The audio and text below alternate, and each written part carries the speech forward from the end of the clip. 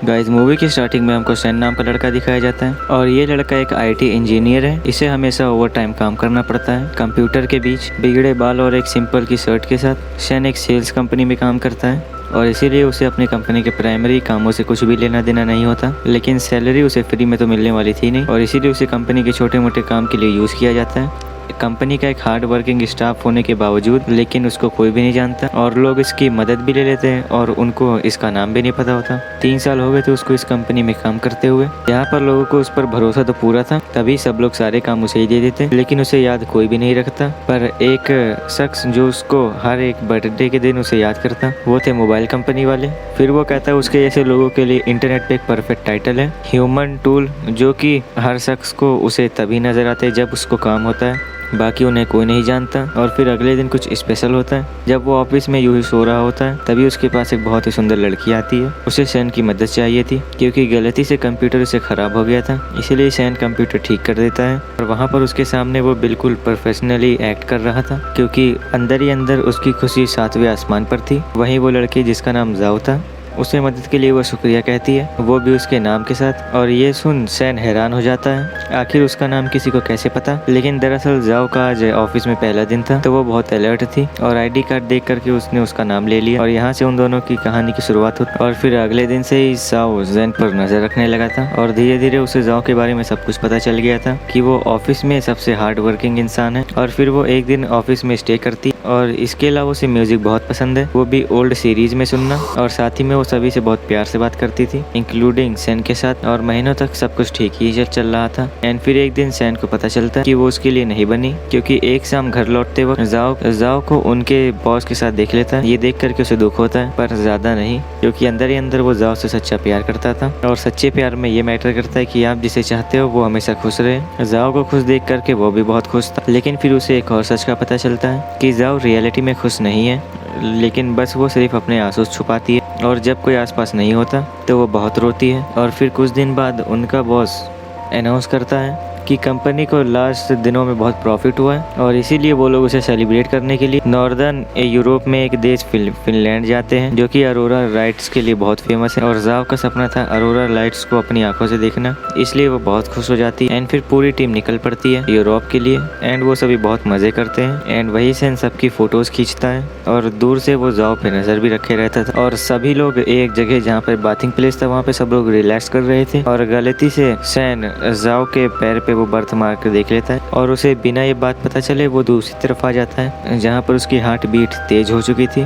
और वहीं फिर उसे पता चल कि अरोरा लाइट शहर से नहीं दिखेंगी, उन्हें देखने के लिए आगे आर्टिक की ओर बढ़ना पड़ेगा। एंड वहाँ से सैन लौट रहा था कि तभी उसे जाओ नजर आती है जो कि सीढ़ियों पर बैठ के रो रही थी। और फिर अगली सुबह उसे पता चलता है कि जाओ इसलिए उदास है कि उसके बॉस की वाइफ और बेटा यहाँ पर आ चुके थे और उसका बॉस शादीशुदा होने के बाद भी उसके साथ रिलेशन बना के रह रहा था। एंड वही शाम में सबको टेरिस पर खड़े थे कि अचानक से सैन के ऐप पे नोटिफिकेशन आती है कि यहाँ पर अरोरा लाइट्स दिखने वाली है और सभी लोग उसका मजाक उड़ा करके वहाँ से चले जाते हैं क्योंकि वो जस्ट एक एरोप्लेन था। और ये माना जाता है कि अगर आप अरोरा लाइट्स को देख करके कुछ विश करोगे तो आपकी विश जरूर पूरी होगी, इसलिए वहाँ सैन एक विश करता है सिर्फ एक दिन के लिए वो जाओ के साथ घूम सके, उस दिन वो उसके साथ पूरा एंजॉय कर सके। लेकिन फायदा क्या, अगले दिन सब लोग यहाँ से निकल जाते हैं लेकिन उनके साथ जाओ नहीं आती क्योंकि वो अकेले ही अरोरा लाइट्स को देखने जाने वाली थी। और ये जान करके सैन भी वहाँ पर रुक जाता है और वो जाओ का पीछा करता है और चलते चलते वो स्कीइंग पॉइंट पर आ गई थी और वहाँ पर सैन को उसके फेंके हुए मैप के टुकड़े मिलते हैं और फिर वो उसे हर तरफ ढूंढता है लेकिन जाओ कहीं दूर चली गई थी तो इसलिए वो ऑफिसर्स को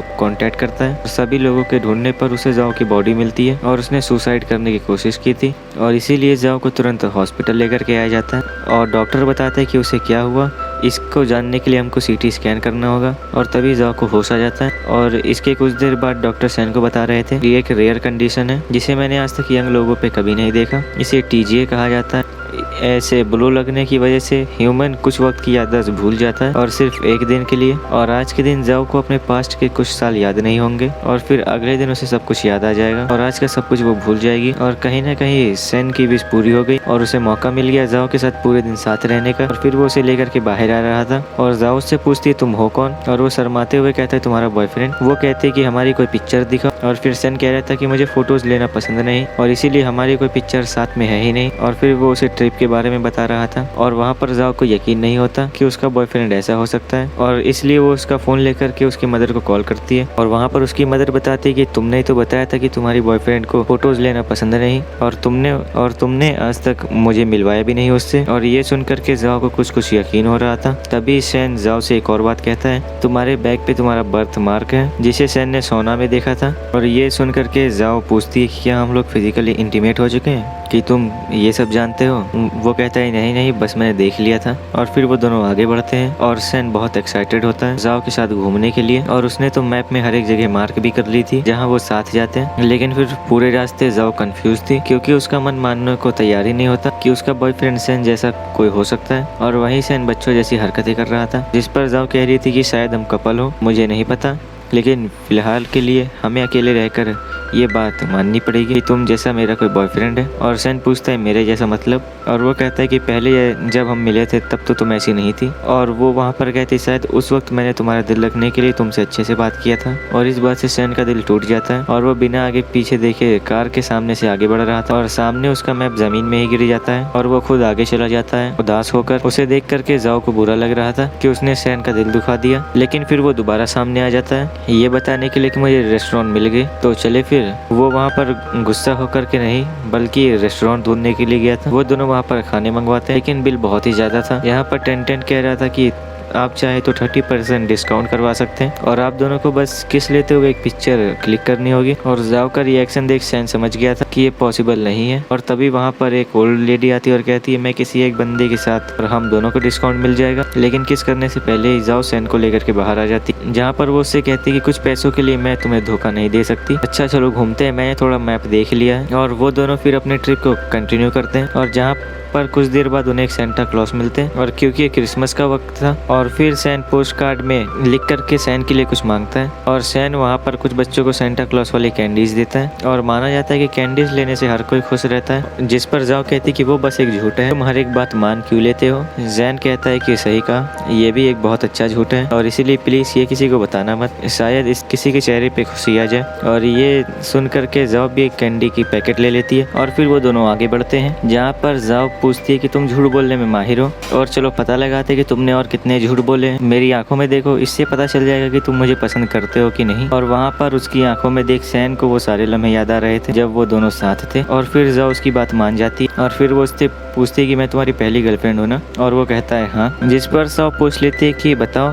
तुमने मुझको इम्प्रेस करने के लिए क्या किया। और दोस्तों यहाँ पर सैन सारी बातें बता रहा था कि आखिर उसने जाओ के लिए क्या कुछ नहीं किया और ये सारी बातें बिल्कुल सच थी। और पहले तो वो हर रोज पार्किंग लॉट पे जाओ के लिए जगह रोक करके खड़ा रहता ताकि वो अपनी कार वहाँ पर लगा सके। और इससे आपको पता चल गया होगा कि जाओ शुरुआत में खुद को बहुत लकी मानती थी, लेकिन ये तो सैन का काम था। और ये भी नहीं, उसने जाओ के फेवरेट सॉन्ग को भी बता दिया था ताकि वो हर रोज उन्हें लिफ्ट में सुन सके। और वो जाओ के बदले उसके मोबाइल में पेड़ को पानी भी दे दिया करता ताकि जाओ के डेजर्ट में पौधे हो गए। और ये जान करके सैन उसकी छोटी छोटी बातों पे केयर करता है। जाओ बहुत इम्प्रेस हुई थी और ये बात जान करके और फिर वो दोनों आगे बढ़ते हैं और जहाँ जाओ सैन को बता रही थी और उसका सपना है कि इग्लू चर्च में उसका शादी करने का, और वो भी उसके 30 ईयर होने से पहले। और फिर वो दोनों वहाँ पर कई सारी जगह जा करके घूमते हैं और उनका ट्रिप बहुत सही बीतता है। और इसी बीच जाओ का फोन जो बंद पड़ा था वो भी ठीक हो जाता है और इसमें उसको अपने असली बॉयफ्रेंड की फोटो दिख जाती है, जिस पर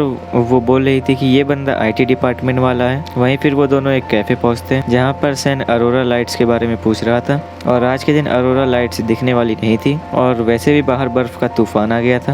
और यहाँ पर सैन उदास हो जाता है और उसका दिल पूरी तरीके से टूट गया था क्योंकि उसके पास सिर्फ आज ही का दिन है जाओ के साथ स्पेंड करने के लिए। और तभी फोन पर एक मैसेज आता है और जाओ देखती है कि आज तो सैन का बर्थडे है और वो जल्दी से कैफे में एक पेस्ट्री ढूंढती है और वहाँ पर वो सैन का बर्थडे बहुत अच्छे से सेलिब्रेट कर रही थी और वो विश करता है कि जाओ अरोरा लाइट्स देख सके। और ये बात जाओ का दिल जीत लेती है और ये बात जान करके कि वो अपने जन्मदिन के दिन भी किसी और के लिए विश कर रहा है। और ये सुन करके सैन कहता है कि मेरी विश तो ऑलरेडी पूरी हो चुकी है क्योंकि मैं तुम्हारा बॉयफ्रेंड जो बन गया हूँ। और ये सुन करके जाओ उसके मजे लेने लगती है कि मैं नहीं मानती, तुम मेरे बॉयफ्रेंड हो। और जैन ने उसे एक और मौका दिया उसे दोबारा प्रपोज करने के लिए। और सैन वहाँ पर कहता है, और पता है जब भी मैं लोगों को डेयरिंग काम करते हुए देखता था लाइक माउंटेन्स क्लाइंबर को, तो मुझे बहुत अजीब लगता था कि आखिर ऐसा काम करना ही क्यों है। लेकिन जब मैंने तुम्हें देखा, तुम्हारी स्माइल देखी, तब मुझे पता चला कि जुनून क्या होता है, कि प्यार क्या होता है। आज मैं कह सकता हूँ कि वही माउंट एवरेस्ट तुम ही हो। मैंने अपनी पूरी जिंदगी में सबसे डेयरिंग काम यही किया, तुमसे प्यार करना। और ये सुन करके जाओ बहुत खुश होती है और वहीं पर वो दोनों इसलिए जो डॉग के ऊपर बैठकर निकल जाते हैं अरोरा लाइट्स को देखने के लिए। लेकिन उनकी फूटी किस्मत,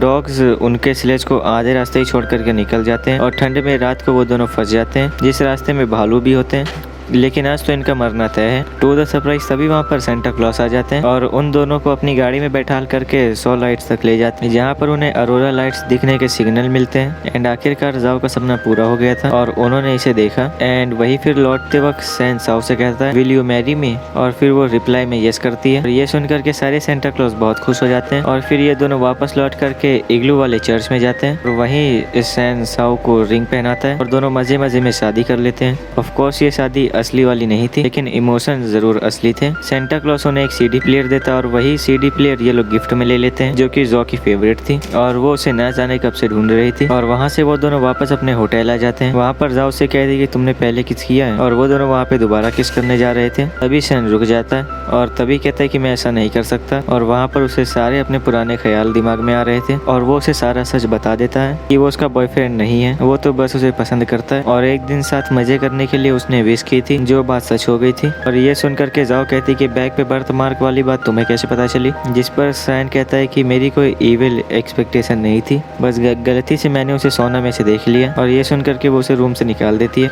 और वहीं फिर वो अपने रियल बॉयफ्रेंड मैन को कॉल कर रही थी, जो कि अपनी फैमिली के साथ था। और जाओ को ये बात समझ नहीं आ रही थी कि आखिर पेन का बेबी एक कैसे, और उसकी शादी भी हो गई थी, क्योंकि जाओ ऐसी लड़की बिल्कुल नहीं है कि वो किसी की मैरिड लाइफ को बर्बाद करे। और इस बारे में वो सैन से पूछती है, क्या मुझे मैन की वाइफ और उसके बच्चे के बारे में पता था? जिस पर सैन कहता है कि मैं तुमको सच बताया तो तुम्हें बुरा भी लग सकता है। जाओ कहती है कि बोलो, मुझे सच बताओ। तभी सैन रिवील करता है, तुम्हें सब कुछ पता था कि उसकी वाइफ भी है और एक बच्चा भी, लेकिन तब भी तुम इसके साथ रिलेशनशिप में आई। लेकिन वो तुम्हें हमेशा सेकंड पर्सन के जैसे ही ट्रीट करता। यही नहीं, और तुम्हें पता है क्या, हम दोनों बिल्कुल एक जैसे ही हैं। हम दोनों ने अपने प्यार को पाने के लिए वो बनने की कोशिश की जो हम नहीं है। और ये सुन करके जो उसके गले लग जाती है और फिर सैन उसे शुरू से लेके अब तक जो कुछ भी है वो सब कुछ सच सच बता देता है। जिस पर जाओ कहती है कि आज का दिन मेरे लिए मेरी जिंदगी का सबसे बेस्ट दिन है। और फिर वो उसको रियलिटी में किस करती है और फिर वो दोनों साथ में सारे झूले झूलते हैं। और ये शुरुआत में जाओ को बचपना लग रहा था और फिर कुछ देर बाद जाओ कहती है, मैंने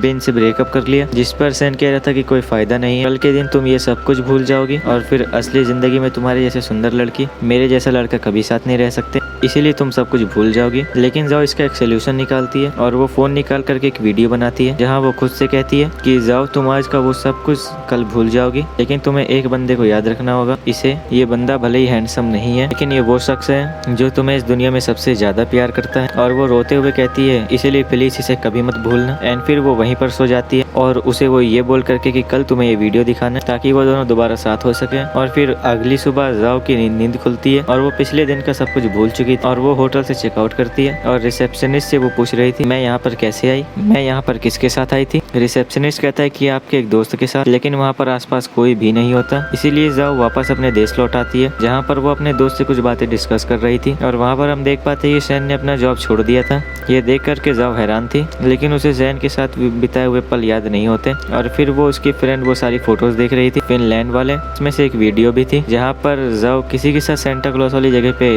एंजॉय कर रही थी, लेकिन उसे याद नहीं होता आखिर ये है कौन।